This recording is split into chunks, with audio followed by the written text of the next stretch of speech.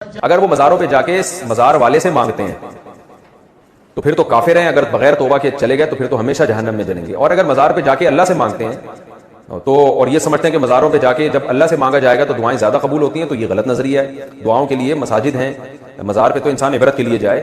تو اگر وہ اللہ سے مانگ رہے ہیں تو پھر یہ عمل بدعت کہلائے گا، یعنی ہمیشہ جہنم میں نہیں بلکہ اس بدعت کی تائید کی وجہ سے ان کو سزا ملے گی. پھر جیسے دوسرے مسلمانوں کا حکم ہے کہ سزا کھانے کے بعد جنت میں جائیں گے، تو یہ بھی. تو مزاروں پہ جو جا کے بدعتیں کر رہے ہیں یا یہ سمجھتے ہیں کہ وہاں جا کے دعائیں زیادہ قبول ہوتی ہیں، اس کے لیے اسپیشل مزاروں پہ جانا، کیونکہ وہاں بدعت کا ایک ماحول ہوتا ہے، اس میں ٹھیک نہیں ہے جانا. تو بدعت کی تائید یا بدعت کا گناہ ہوگا لیکن مشرک نہیں ہو جاتے. اور اگر وہاں جا کے مزار والے سے مانگ رہے ہیں تو پھر تو مشرک بھی ہو جاتے ہیں. بزرگوں کی قبر پہ جانا صرف آخرت کی یاد تازہ کرنے کے لیے یا میت کے لیے دعا کرنے کے لیے اس نیت سے جانا جائز ہے، اس کے علاوہ کسی بھی نیت سے جانا جائز نہیں. یاد رکھو یہ چغلی جو ہے نا، چغلی ادھر کی ادھر ادھر کی ادھر، یہ ہلکا جرم نہیں ہے. نبی نے فرمایا دو شخصوں کے بارے میں کہ ان کو عذاب قبر ہو رہا ہے.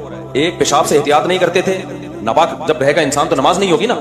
دوسرے کیا، یمشی بالنمیمہ، ادھر کی ادھر ادھر کی ادھر. بعض لوگوں کی عادت ہوتی ہے ہر وقت نیگیٹیوٹی سوسائٹی میں پھیلاتے ہیں اور اچھے اچھے رشتوں کو آپس میں لڑا دیتے ہیں، میاں بیوی میں طلاقیں کروا دیتے ہیں.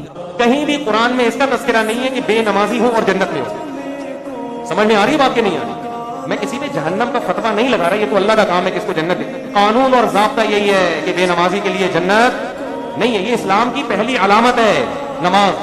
آپ کو پڑھنی پڑے گی، چاہے آپ دل سے خوش ہو یا نہ ہو، آپ کو اور جماعت سے پڑھنی پڑے گی آپ کو.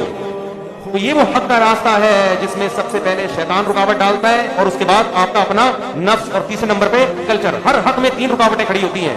تو نماز بھی حق کا راستہ ہے یا نہیں ہے؟ اللہ کہتے ہیں میں نے پیدا کیا، میں صبح شام رزق دیتا ہوں، تو میرے در پہ آ کے حاضری کیوں نہیں دیتے؟